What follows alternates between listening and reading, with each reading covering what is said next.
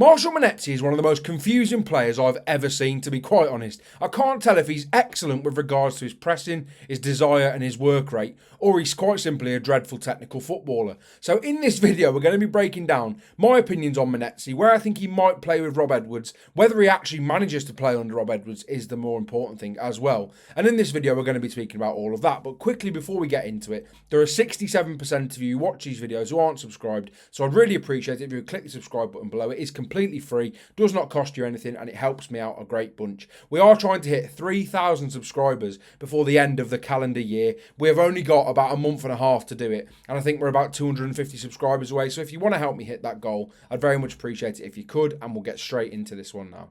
Now, it's fair to say that Marshall Munetsi is a divisive character.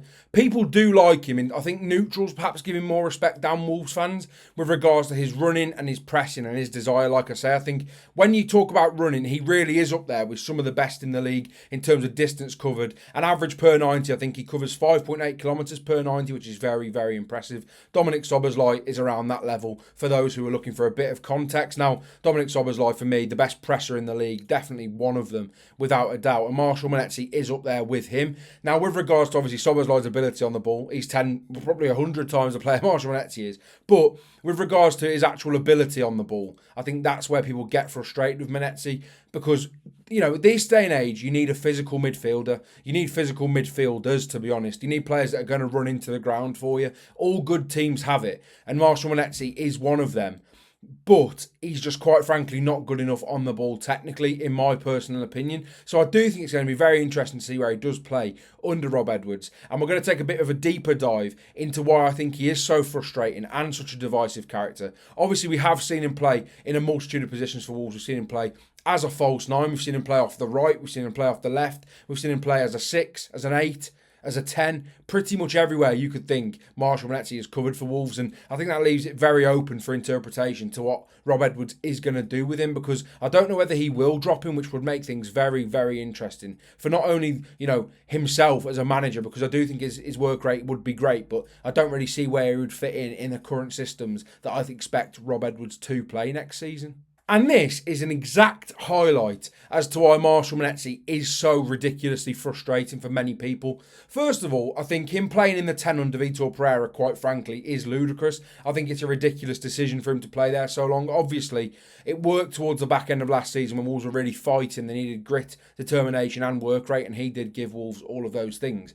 But in a season now where they need technical quality, they need to be creating chances, they need things like that, Marshall Munetsi just doesn't give you that. Obviously, there was some brilliant games from last season. He scored a brilliant goal against Brentford at Molineux as well. And generally, his work rate was massively appreciated last season. Of course, when a team is so under the cosh that late into the season, going into the second half of the season, needing to pick up points, Marshall Munetsi really did do that job. But now, Wolves need to start creating things and need to start doing stuff going forward. And that's why I think Fer Lopez probably will get more game time than Marshall Munetsi under Rob Edwards. But as we can see here, this is his statistics this season, his underlying statistics, compared to attacking midfielders and wingers, so players who play in the position that he has been playing for Wolves. Now, this is absolutely ridiculous. This is just in the last 365 days. I mean, look at it. Non-penalty goals, he's in the bottom 11%. He's in the bottom 99% for shot creating actions per 90 of 1.64. Passes completed, he's in the he's in 6%. He completes 64.5% of his passes, which is quite frankly ludicrous. And a lot of the comments on my previous video about Fer Lopez were saying that he's giving the ball away too cheaply in areas. Marshall Munetsi gives the ball away a ridiculous amount, and he does nothing with it going into the final third to create anything of substance. So I think when people say that Fer Lopez gives the ball away easy, I think they want to start watching Marshall Munetsi a bit more, because I think it's absolutely ridiculous what we're seeing. However, this is where you take it with a pinch of salt, because when you look at all these statistics, it's outrageous. As I say, his tenacity and his work rate cannot be questioned. You know, he's in the top 2% for aerials won, averaging 2.55 per 90. He's in the top 1% for clearances at 2.25 per 90. Blocks, top 11%. Interceptions, top 14%. And tackles, the top 8%. So it is great to see that, if he wasn't playing as an attacking midfielder. Of course, if he was playing as a 6 and those were his stats, or if he was playing as an 8 and those were his stats every week, you'd think, bloody hell, we've got a serious workhorse on our hands here, and that's the exact type of player we need. But he's just not that's not his role in this current Wolves side. And if you look at it compared to midfielders, as I've just briefly mentioned, it is a lot more promising, as you can see there. 2.95 touches in the attack and penalty area. Of course, he is playing as a more advanced midfielder, so that is massively bumped up. But again, he's in the top 3% for aerials won for midfielders. And again, non-penalty XG's in the top 8% because ultimately there's not many midfielders that play as high up as him and get into the box as much as him. But equally, his lack of quality in the box is quite frankly alarming. Obviously, 1 goal, 1 assist in the Premier League this season. He had 2 goals and 1 assist in all competitions last season, so he probably will beat that this season, to be honest. But generally, for me, I think it's a very, very concerning one that when you look at it compared to the players that are in his position, it is absolutely diabolical, to be quite frank. Now, as I've said, I think I've maybe been a bit harsh saying that he can't kick a football, really, but he is not a technical footballer. He's just not. He's a very, very hard-working footballer. And if he was in a side where, you know, all his role was to do was to try and keep the ball and just run his socks off, fair enough. And I do think in different roles he perhaps would work. Now, controversially, I think he'd be an okay right back in this Wolves side, genuinely.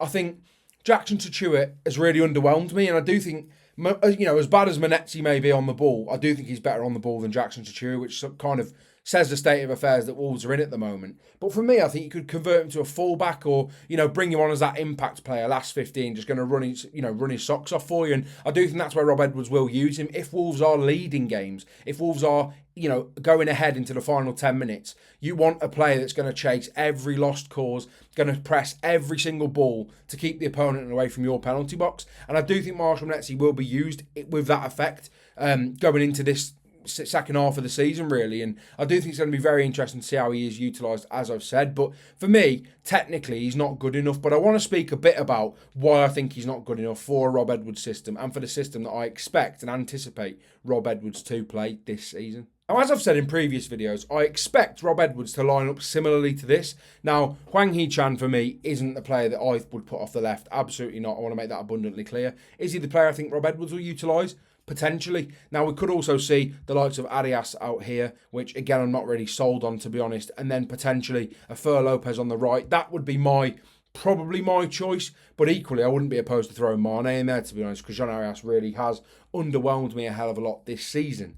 But where does that leave this man here, Marshall Munetsi? Now, as I've said, I think Marshall Munetsi isn't a technically excellent footballer, and I do think Fer Lopez, because he is so good with his back to goal, because he is so good receiving the ball on the half turn, because he is so tenacious and is, in my opinion, got all the attributes to have a brilliant career as one of the top creators in Europe, I think Fer Lopez will get a lot of game time under Rob Edwards. Now, where does that leave Marshall Munetsi? Because you can't drop João Gomez when you're fighting for relegation. You cannot drop, arguably, if not your best player. You just can't drop him. So you cannot replace Munetsi with João Gomez. You cannot replace Andre with with Munetsi either, to be quite honest. I think either of them two, they don't even get dropped once for me for the rest of this season. I don't think they can afford to be dropped for the rest of this season, to be quite honest. I think the Vitor Pereira treatment of both of them was quite frankly ridiculous. I think it was childish, and to be honest, I think he was looking to get sacked towards the end. I think it was lack of integrity, and I think he'd given up by that point and quite frankly accepted it.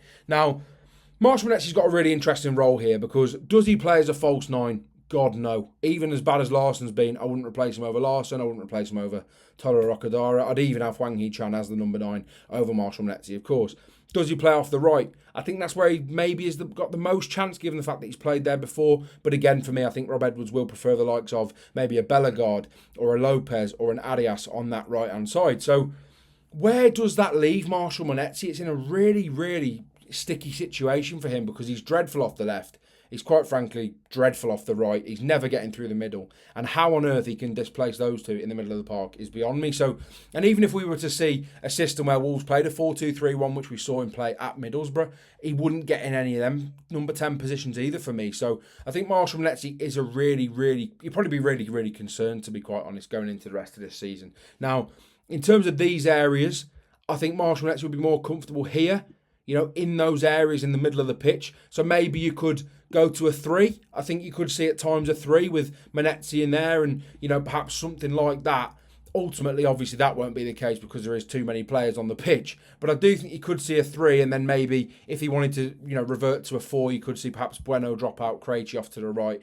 Or personally, for me, it'd probably be Totti out of the lineup and Bueno still there. But either way, my idea, you could equally do this, and I think you could see perhaps a 4-3-3 with obviously the wing backs a bit deeper, and you could have Marshall Munetsi as the runner in that midfield, just covering ground, purely there to cover ground, give it to the more technical players in front of him, and then basically give them a platform to go and perform.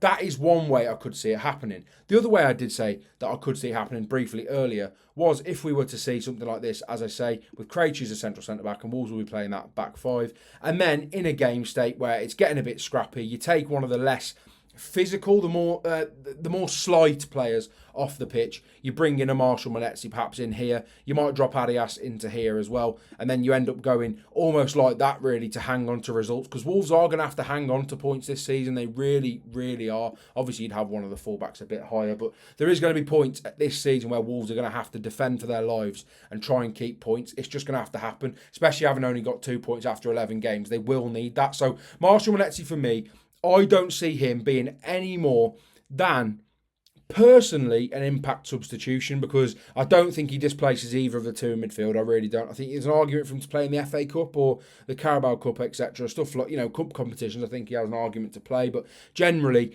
for me, he wouldn't be starting. Now, this does seem like I'm absolutely hounding him, but I want to just quickly touch on the positives of Marshall Munetsi, because I do like his running, I like his endeavour, and quite frankly, I like his passion. Now, you can say what you like about Marshall Munetsi technically, and, I've been probably quite harsh on him in this video, I like to think, but he is one of them that's going to give you 100%. Whether he's good enough, that isn't his issue at the end of the day.